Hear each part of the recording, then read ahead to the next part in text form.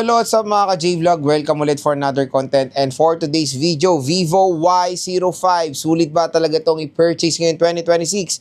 Tara, mag-usapan natin.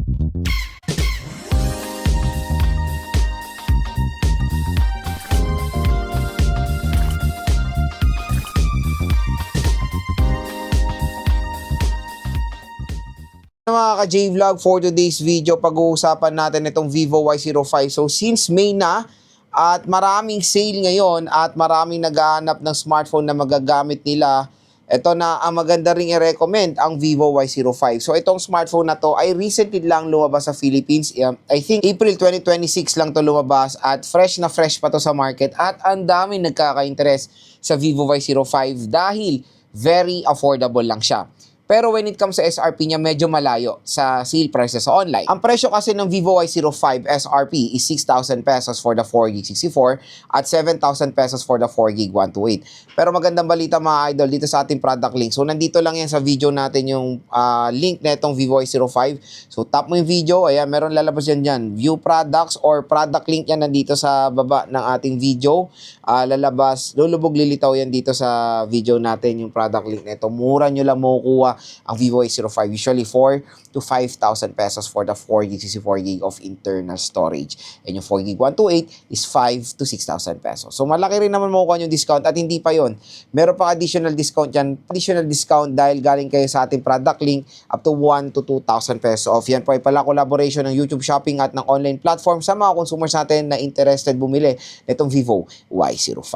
So yun nga, ito yung successor sa very popular din na Vivo Y04. So isang taon na rin lumabas yung Vivo Y04 at ano na yun, several times na rin natin na test, na review ang smartphone na yun na very affordable lang. So dito naman tayo magpo-focus sa kanyang successor. Una natin pag-usapan mga idol is yung display quality ng Vivo Y05.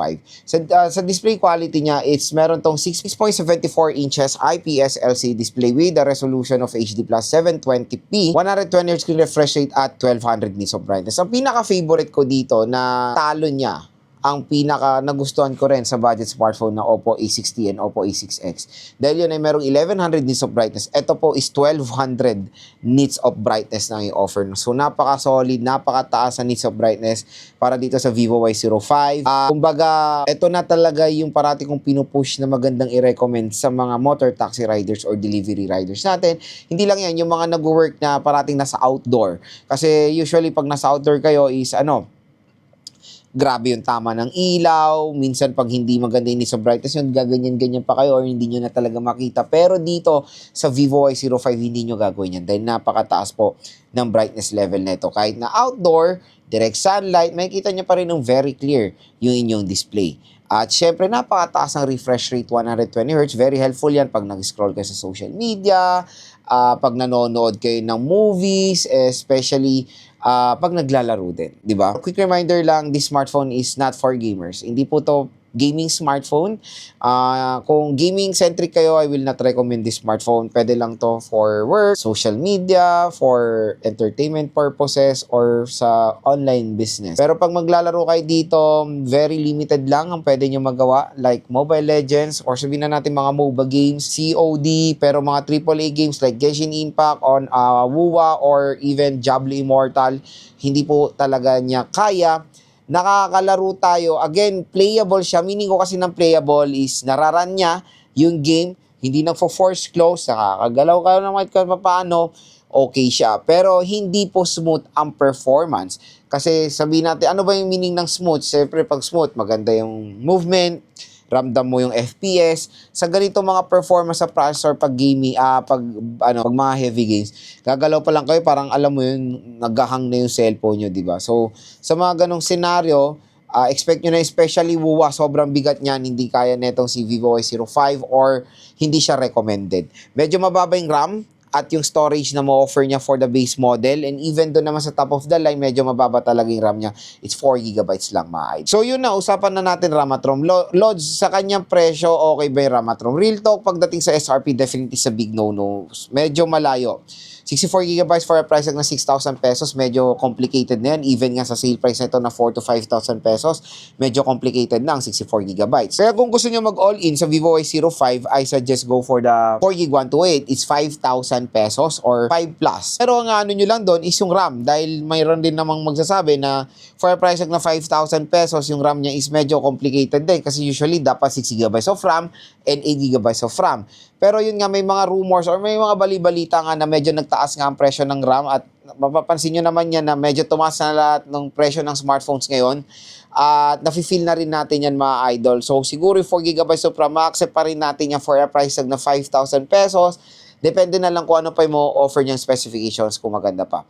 Good news naman dito sa Vivo Y05, yung mga ibang specs na ma-offer nitong smartphone na to is perfect naman for its price. So yun nga, it is powered ng Unisoc T7225.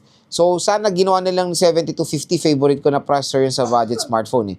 Pero 7225, again, day-to-day tasks, casual things, okay naman dito sa Vivo Y05, hindi naman siya mabagal, like opening of applications, ganyan. Kumbaga, hindi naman kayo mahihirapan gamitin itong smartphone na to. Literal na hindi naman siya mabagal when it comes sa mga basic tasks lang. Pagdating sa camera, as you can see dito, mukha siyang meron dual camera system. Pero no, isa lang po camera talaga na gumagana dito. It's 8 megapixel. And I think this is an IR blaster. And sa front-facing camera, it's 5 megapixel siya. So, basic lang yung specs ng rear at front-facing camera netong si Vivo Y05. At pagdating sa design, dito ako natuwa. Kasi mapamura, mapamahal, mapa-mid-range, mapa-budget, mapa-entry, maganda lahat ng design ng Vivo. Si Vivo ang isang marerecommend ko mga idol kung naghanap kayo ng isang smartphone na design and aesthetic ang tinitignan nyo. Matutuwa kayo, ma-appreciate nyo yung ma-offer nila. Biruin mo dito, hindi nyo akalain na 4 to 5,000 pesos lang to. Napaka-gorgeous. Even yung colorway nila, ang ganda nila pumili ng colorway. Kaya hands down sa Vivo, pagdating sa design and aesthetic, perfect 10 parati yan sa akin. Matte finish, polycarbonate back, very lightweight din naman ito si Vivo Y05. At meron siyang ngayon, light indicator dito. Ay akala ko nga ito parang ring light nila. Hindi. Light indicator yan for charging, for notifications. And yun, ergonomics and all, napaka-solid naman at maganda ang pinrovide ni Vivo dito. And when it comes sa battery neto, in fairness, malaki. It is powered ng 6,500 mAh battery capacity, pero the sad part is the charging rate is 15 watts lang. Medyo mababa yung charging rate, pero maganda naman yung battery capacity niya. So kung tinero natin to sa 6.5 yung 15 watts, usually nasa around mga 2 hours 30 minutes bago ma-full charge itong si Vivo Y05. Pero in fairness, sa presyo niya, yan yung magiging advantage niya, yung kanyang malaking battery capacity, 6.5 mga idol. And dyan pa lang, matutuwa na yung mga consumers natin kasi iba, let's face it, na liliitan na sa 5,000 mAh battery capacity, even for a budget smartphone. And yan naman ang tinatarget ngayon ng karamihan ng budget smartphones today. Merong mga malalaking battery capacity at isa na tong si Vivo Y05. Isa na to si Vivo Y05 sa merong mo offer na ganyang battery capacity. The protection itself, mataas naman. Tumaas ang konti compare sa mga ibang budget smartphone na naka IP64. Ito po is IP65 water and dust resistant.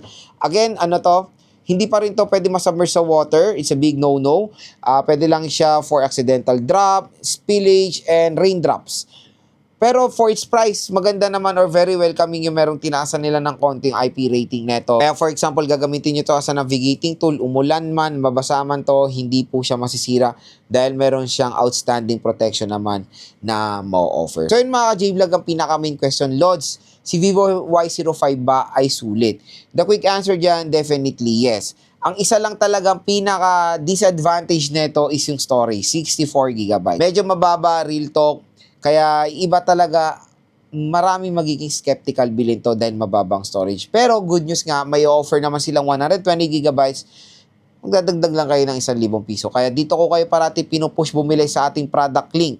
So yung product link na yan, nandito yan sa baba ng ating video yan. Dito, labas dyan yung product link sa buong video natin. I-check nyo na dahil mura at bagsak presyo nyo lang makukuha yung Vivo Y05. Mayroon pa kayong mga additional discount voucher na makukuha. So, overall specs, 4 to 5,000 pesos sabihin na natin. Sulit din naman kahit papano to si Vivo Y05. Napakalaki ng battery, napakaganda ng design, ang laki ng screen, napakataas ng nits of brightness, at napaka-solid ng refresh rate. So hopefully mga ka-J-Vlog nakatulong ito sa mga... So hopefully mga idol, nakatulong itong mga sinabi ko sa inyo kung nagde-decide kayo bumili nitong Vivo Y05.